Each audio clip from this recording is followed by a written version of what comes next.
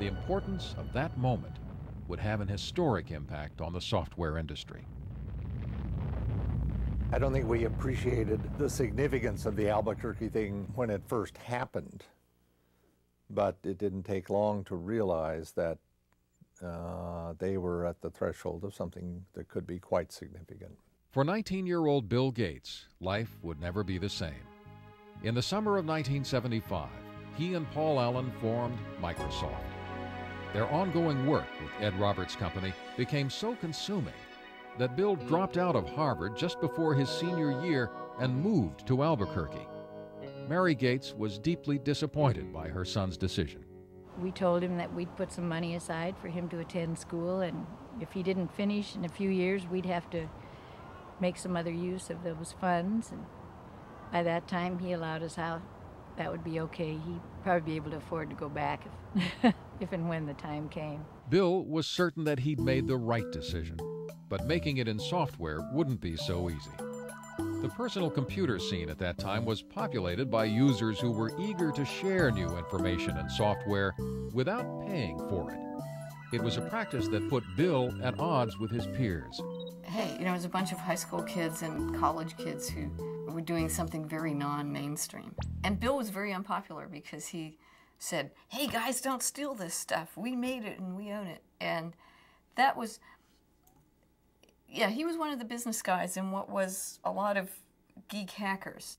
In fact, Gates wrote an open letter to computer hobbyists chastising them about making copies of Microsoft's program. He stated, as the majority of hobbyists must be aware, most of you steal your software. Hardware must be paid for, but software is something to share. Who cares if the people who worked on it get paid? Is this fair? But those who have been reported to us may lose in the end. He was looked at as kind of a renegade, and it was different, you know, a different ethic than prevailed at that time. But I'm not sure that the software industry would have evolved in anywhere near the way it has without somebody standing up and saying that that was necessary. Bill had also been battling with Ed Roberts, who considered him spoiled and obnoxious.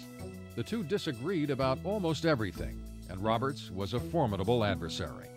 Ed Roberts was a massive man, something like 6'6", weighed 300 pounds. Here Bill Gates was. I mean, he formed Microsoft at age 19, and he looked like he was 13 years old. He was standing up to this bear of a man, going face to face with him and screaming and shouting matches. A final confrontation came in May of 1977, when Roberts sold his business, and Gates had to sue to keep the software he and Paul Allen created for the company. Gates won. We take a hard line on software.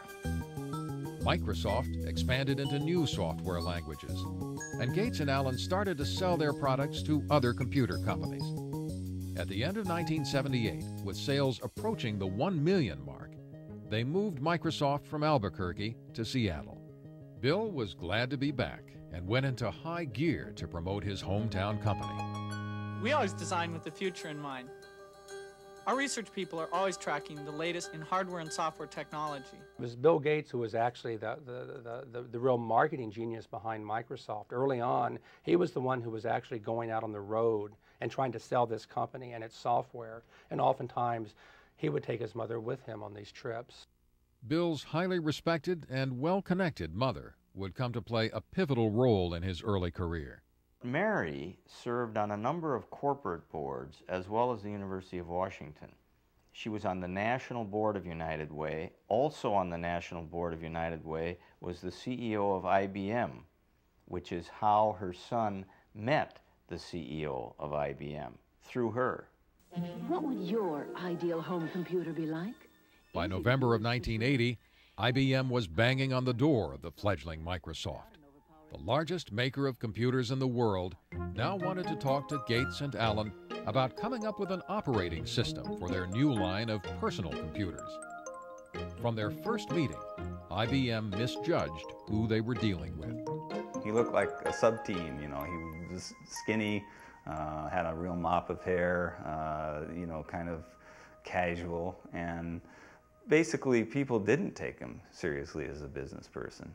But the IBM brass soon discovered Gates was no amateur. He quickly convinced them that Microsoft could deliver their new software.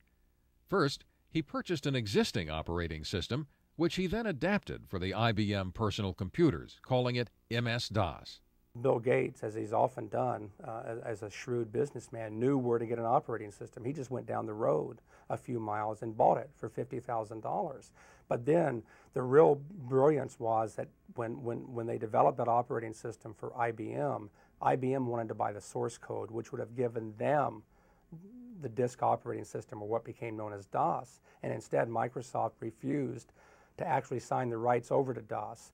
By not owning the rights to the operating system, IBM would now have to pay Microsoft a licensing fee for every copy of DOS installed in its computers.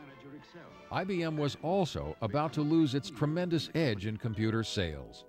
As other companies introduced personal computers that were cheaper than IBM's, Microsoft was able to sell the same operating system to all of them.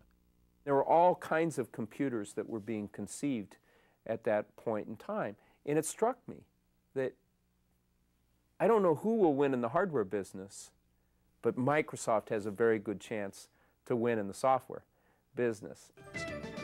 Between 1978 and 1981, Microsoft's growth was staggering.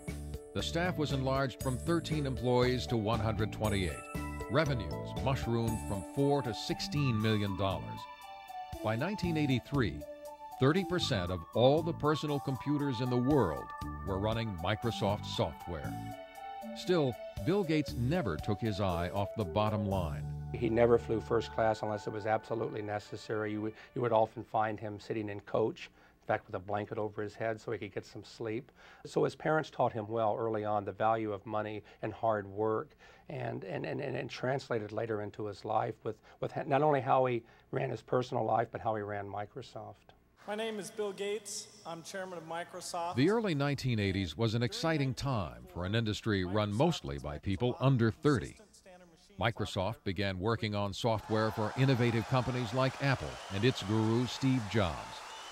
Their Macintosh computer and software were considered by many to be the most ingenious in the industry and the way of the future.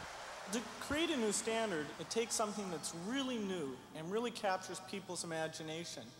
And the Macintosh, of all the machines I've ever seen, is the only one that meets that standard. But it wouldn't be long before Microsoft and Apple would be locked in a bitter struggle over the rights to the next generation of software. Bill Gates was also about to receive news that would rock Microsoft to its very foundation.